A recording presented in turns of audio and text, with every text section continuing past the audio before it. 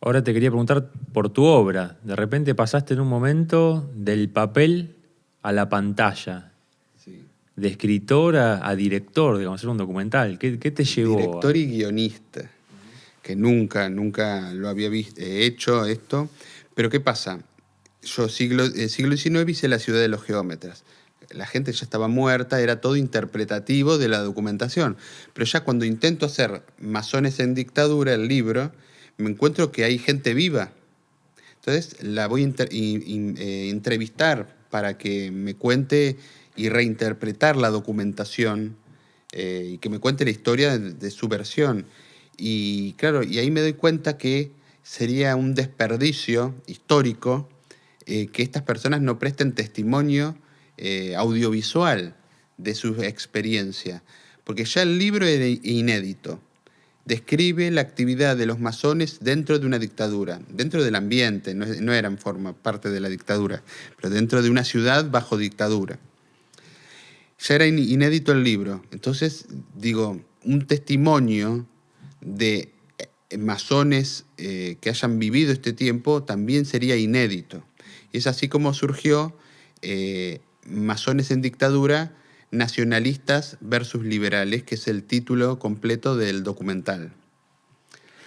Intenta también contar lo mismo del libro, pero desde otra perspectiva, como lo dice el subtítulo, nacionalistas versus liberales. Y es que yo veo que la masonería de la época del 60, 70 tenía como en principal enemigo a los nacionalistas católicos, que más que por católicos perseguían a los masones por ser nacionalistas ellos. ¿Y esto por qué? Porque dentro de las teorías conspirativas los masones eran espías ingleses, claro, y ellos eran ultranacionalistas o nacionalistas de extrema derecha.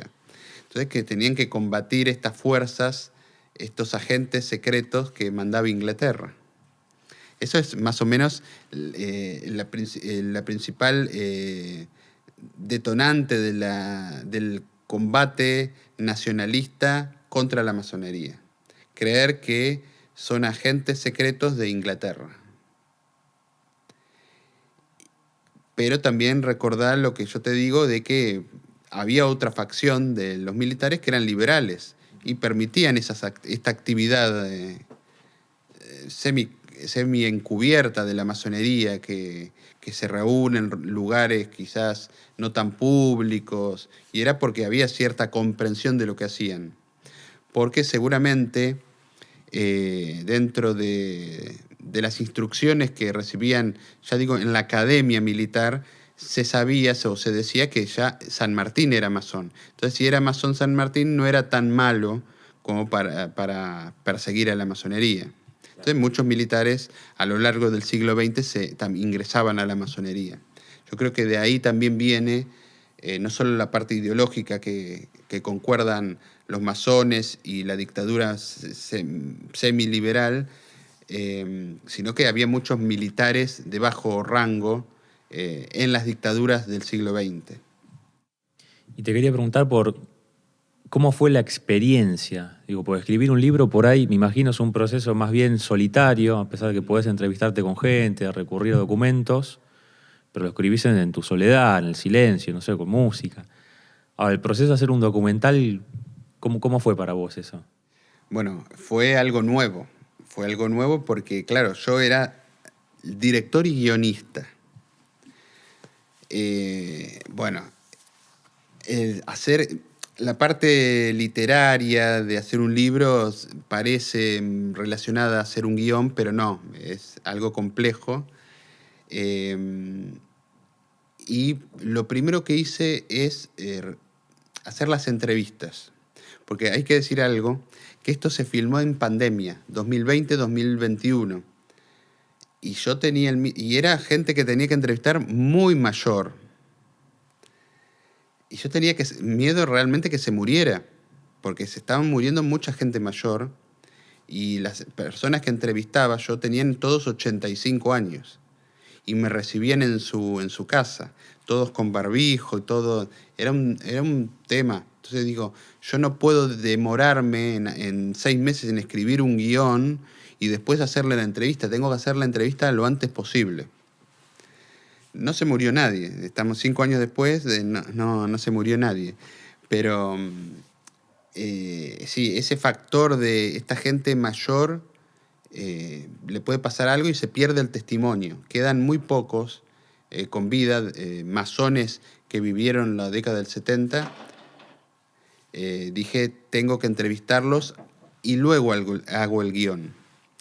Entonces, lo primero, entrevisté a uno de los fundadores de una logia que funcionó en la década del 70, que se llama Alfredo, vive en el barrio de Los Hornos, y que cuando yo me contacto para entrevistarlo para el libro, él me muestra que tiene un templo masónico en su casa. Una de las habitaciones de su templo, el antiguo garage de la casa, lo había acondicionado a templo masónico. Bueno, le pedí permiso, si te entrevisto, tiene que ser en tu templo masónico, le dije. Y él aceptó. Después otro masón, lo entrevisté en la casa también, por la zona de Villa Elisa, vive. También aislado, también Villa Elisa, hay partes muy boscosas. También en pandemia fui ahí con un camarógrafo, con la iluminación, todo. También una persona de 85 años entrevistado por primera vez, yo creo, para un documental. Después estaba la parte también de hacer las filmación aérea. También dentro del guión yo tenía que cubrir algunas imágenes con dron. Por ejemplo, en una introducción, cuando hablo de la ciudad de La Plata, tengo que mostrar imágenes aéreas de la ciudad de La Plata y de sus edificios y monumentos. Y también tuve que contratar a un piloto profesional de dron para eso. Y fuimos también, estuvimos 2 jornadas en el cementerio de la ciudad de La Plata, en Plaza San Martín, en Plaza Moreno y también en Plaza Malvinas Argentinas, donde transcurre gran parte de la historia del libro y del documental. A su vez, tuve que gestionar algunos lugares públicos con la municipalidad para que me dieran, por ejemplo, el Centro Cultural Islas Malvinas, que era, todo eso hay que decirlo, era un antiguo regimiento de infantería, desde hace 40 años, que era cuando transcurre el guión del documental.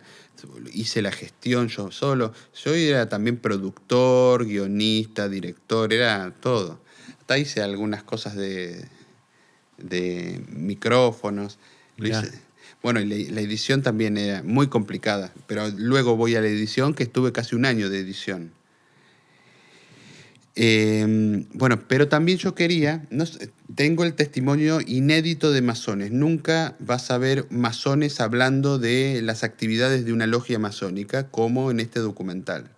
También yo quería que tenga un respaldo serio histórico. Entonces busqué historiadores de la Universidad de La Plata que puedan dar una idea en el documental del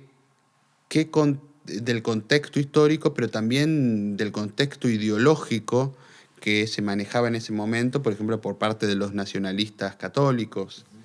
Es así como contacto con José Luis Besocchi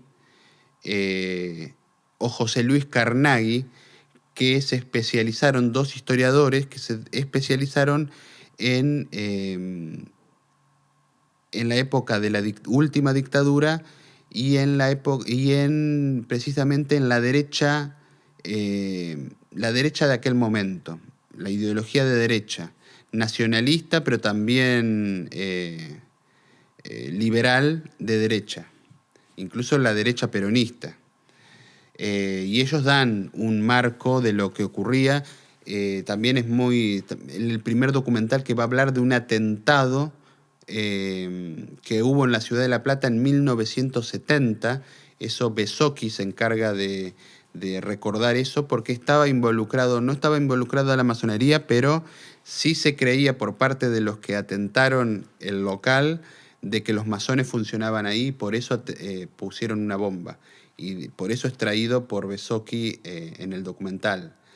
Carnaghi, el historiador Carnaghi, ya se especializa en la ideología nacionalista católica y nos explica qué es, de dónde viene, cuáles son sus orígenes y cómo llega hasta la actualidad.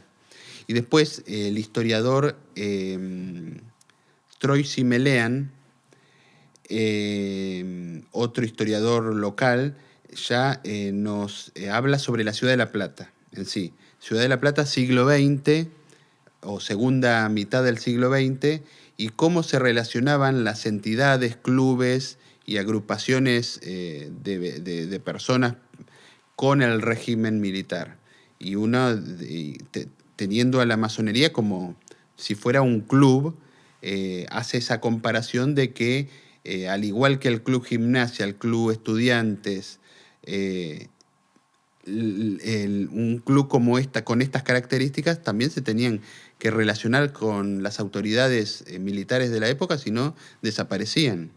La interacción con un municipio de facto es necesaria para funcionar de cualquier grupo. Claro. Muy interesante el documental. Para la gente que lo quiera ver, es importante. Lo van a poder ver, está online, todavía no. Bueno, va a estar online a partir de noviembre del 2025. Lo pueden encontrar por el nombre de documental Masones en Dictadura, Nacionalistas versus Liberales. A partir de noviembre se va a liberar, y hay que decir que en realidad es un documental para festivales de cine. Ya fue exhibido por primera vez en el 2024 en el Festival de Cine Argentino de La Plata. Se exhibió en el Teatro de la UNLP, y bueno, ahora durante el 2025 está postulado para participar de otros festivales de cine.